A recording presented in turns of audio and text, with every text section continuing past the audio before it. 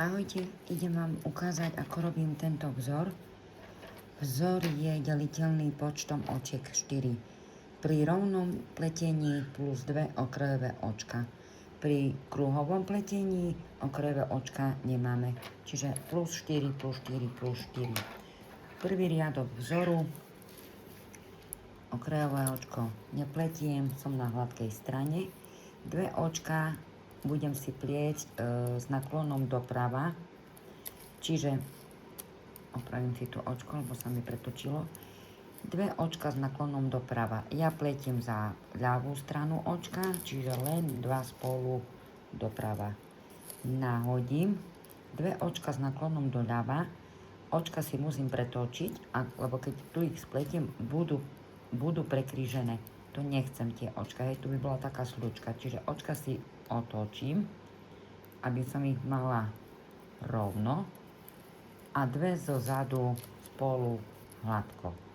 A znovu 2 spolu doprava, nahodiť, očka si otočím a 2 spolu s naklonom doľava. 2 doprava, nahodiť a 2 očka doľava. Posledné okrajové očko, obratko. Hrubový riadok, druhý riadok vzoru a všetky párne riadky, 4., 6., 8. vždy budeme pliecť obratko. Nahodené očko, obratko.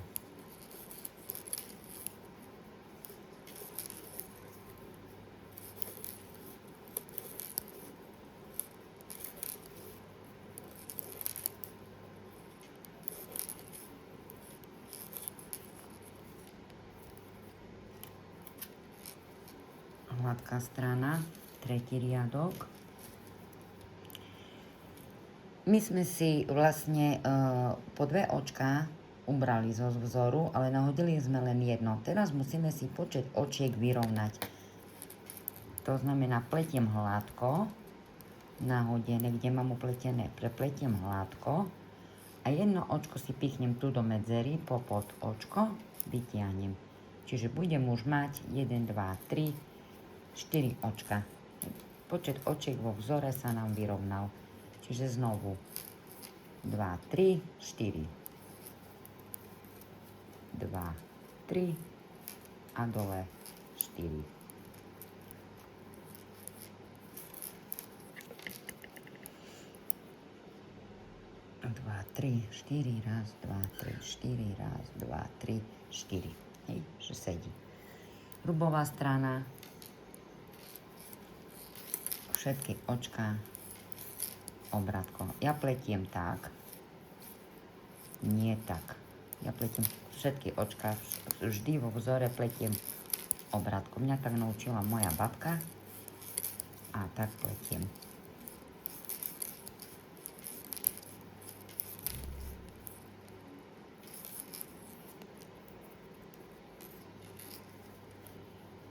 Vzor je v šachovnicovom usporiadaní, čiže teraz si budeme ho posúvať. Hej, tu budeme mať ďalšiu dierku. Takže 2 očka si prepletiem hladko. A tu teraz budem robiť 2 očka s naklonom doprava. Hej, a tu v prostriedku, tu aj pekne vidno, tu si nahodím a 2 očka s naklonom doľava. A znovu 2 očka spolu s naklonom doprava, nahodím a 2 očka s naklonom doľava. Posledné 2 očka upletím hladko. Ak by sme robili na kruhovej ihlici, očka symetrii nemáme, hej, tam by sme sa pekne dostali 2 očka doprava a na konci 2 očka doľava. A ideme si ďalší riadok.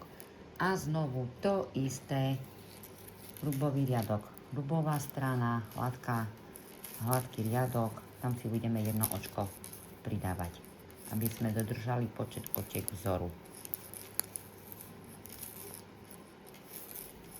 Na internete je veľa sieťových vzorov a ja som si vlastne urobila sama ten vzor, trošku som si ho upravila podľa jedného vzoru.